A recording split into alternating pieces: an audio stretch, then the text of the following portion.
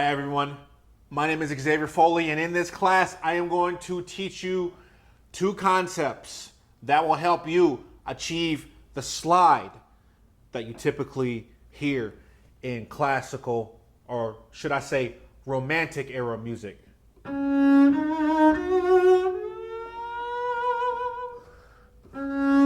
Right here. So how do I do that? In first, thumb position, right? Because there's a difference doing the slide in thumb position versus not thumb position. So down here. So we're going to start with thumb position. Very simple concept here. You know how you have your hand placement like this, which is more horizontal to the fingerboard? Well, take a look at this. I actually make my hands go vertical like this while keeping my fingers down, right? So I move my wrist this way. Think of it that way. So do this with me. Have three fingers down like this and move your wrist like this, okay? Let's just do that for a few times and see if you can emulate, copy what I'm doing in the video. Very simple. It doesn't have to be more complicated than this, y'all. Because what happens when you angle your wrist like this, you have full control of the slide. Don't believe me? Well, take a look. Okay, angle it. Look at that.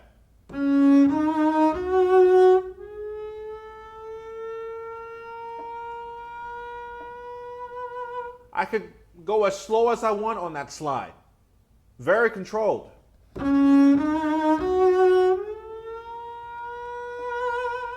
Right? That's what we call a controlled, what I call a controlled slide.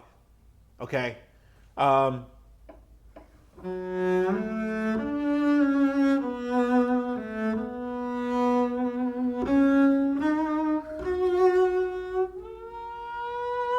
Also, notice how my thumb stays in position. I use the thumb as an anchor on the fingerboard. It helps me push, right? I'm pushing this way, and I have the thumb down here. Who's that famous scientist that came up with force equals mass time acceleration, or something about if there's a reaction, there's an equal opposite reaction? Well, it's the same concept here. By the way, I'm not a scientist, so I might be wrong on this, but if I'm pushing this way, I must have something to counter that. That's why we have the thumb down as the anchor. You see that? I don't move the thumb. The thumb I'm putting pressure on to keep my hand down as a, you know.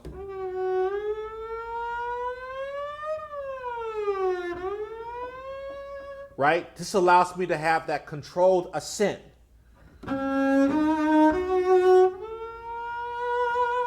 You can also do a controlled descent if you want to. Which, by the way, if you're an airline pilot, I would much rather you have a controlled descent rather than uncontrolled descent.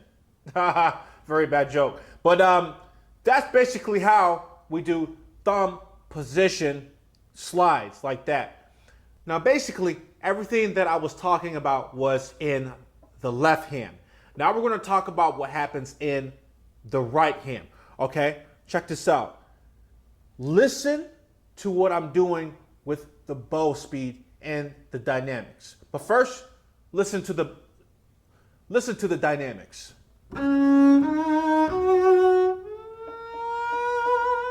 You hear that swell? Well, how do I do that? Very simple. Think of it as a subito piano and then a crescendo. Right?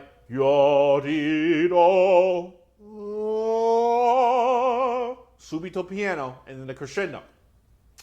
You may be asking where I got this from. What technique book did you learn this from? What are your credentials? Where did you... Listen, this comes from me trying to copy what singers do. So basically, I went to an opera, long story short. I heard them do this thing with the voice, where they do a subito piano with the voice, and then they do a crescendo. Do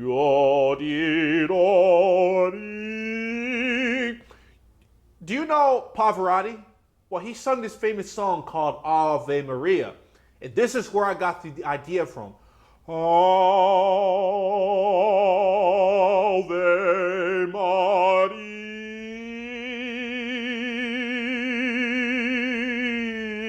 Right? That's what singers do. My philosophy is to copy singers. So that's where we get that dynamic shift in that crescendo from singers. So again.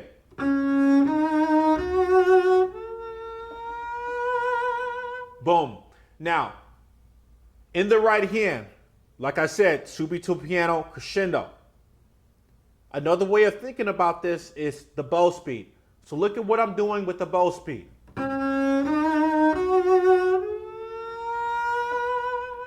Right?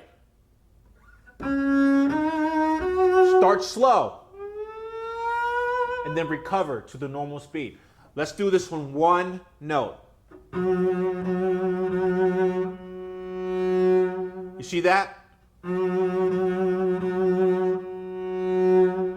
And I also put a little bit of pressure in there to make it sound like a dip. What it's supposed to sound like is pressure and then release. Tension, release. Tension and release. So really, there's three things going on here. The fingers angled like this. The dynamic shift, which is achieved by varying the bow speed, starting slow and then going faster, and then putting pressure and then releasing the pressure. All of this combined, especially with the right hand, makes that tension and release slide, that controlled slide.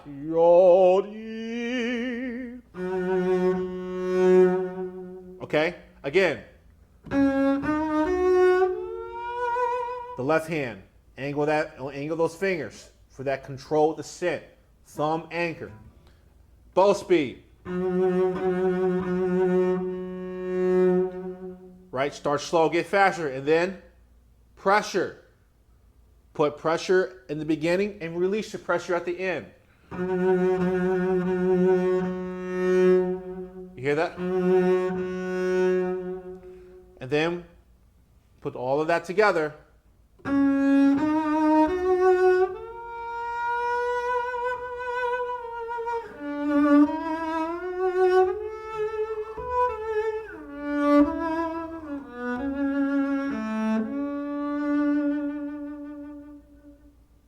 And that's how we achieve that controlled slide in thumb position.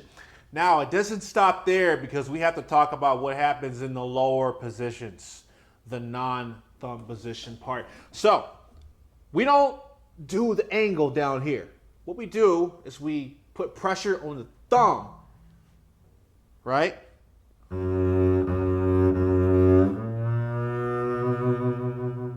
Right? Because when we put pressure on the thumb, it adds resistance. So look at this. Rather than having a loose thumb, which does this, right? That's how we do a fast shift. We want to do a slow, controlled shift. So we press the thumb against the back of the fingerboard, and then we have a more controlled shift. Because we can. We have that resistance. The more I press, the more resistance I have. So check this out. I'm going to press really hard.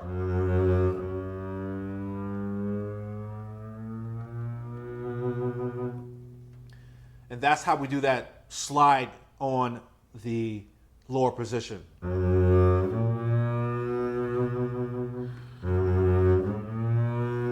And by the way, we keep the same concept with the right hand. The only thing that changes is what happens in the left hand. We still have that bow speed, start slow, go faster, and the pressure.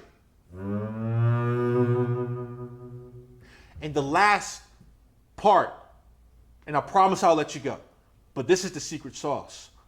Always start the slide a half step lower.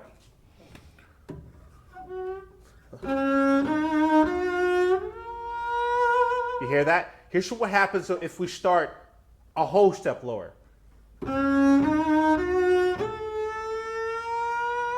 Okay, it's kind of fine. Now here's what happens when we start 2 whole steps lower.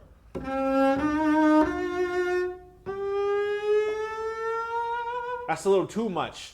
The magic, the sweet spot is a half step that I found. The reason why I do this is because it's what singers do.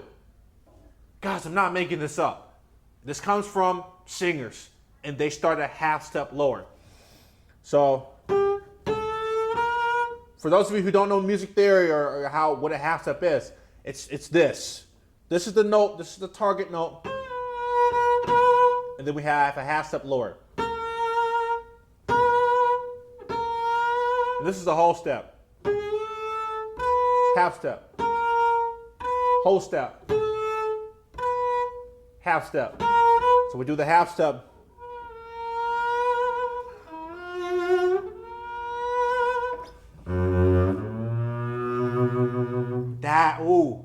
There you go. So as a recap, we have the left hand, thumb position. We have the thumb as an anchor. We angle the hands to a more vertical position, and we slide off of that thumb while the thumb is the anchor to have that controlled ascent. And then we have the thumb position where we put pressure on the thumb to add resistance. And then, because if we loosen the thumb, we don't have any resistance, so we can't do that controlled slide. And then we have the right hand technique, which is to slow the bow, start slow and then get faster, and then at the beginning pressure and then release the pressure. And after a lot of practice, because by the way, guys, I didn't wake up doing this, right? I had to practice this hours and hours and hours. You have 3 different things going on at once, and it takes practice. But once you keep practicing this and it becomes a habit, it all comes naturally. Hi everyone, thank you so much for watching my first double bass educational video ever since the pandemic. Now, originally, I was going to charge money for this specific video and all of my future uploads in this educational series, but I have decided to just allow free access to all of my double bass educational videos. Now, the reason why I'm doing this is because double bass education for me was free of charge, thanks to generous non-profit organizational support. Now, I personally do not own a non-profit organization, but I do have the power to allow free access to all my videos. All I ask in return is that you visit my website, www.xavierfoley.com. I offer online classes where viewers like you can see me present concepts live. You can chat with me, ask me questions, and even play your double bass to try out these concepts while I can give instruction to some of my viewers. I believe my next class is about my bolt hold. So if that's something you're interested in, I'd love to see you there. And also, my double bass bows.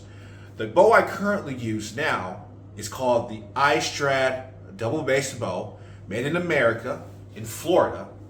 And as a bonus, every purchase of one of my bows gets you free access to all of my double bass solo sheet music. Now, I am not one to say, if this bow is good or bad, but I use it and I love it. And you can listen to my recordings on my YouTube channel that feature this bow, so you can see for yourself. Thank you so much for watching till the end of this video, and I hope to see you in the next one.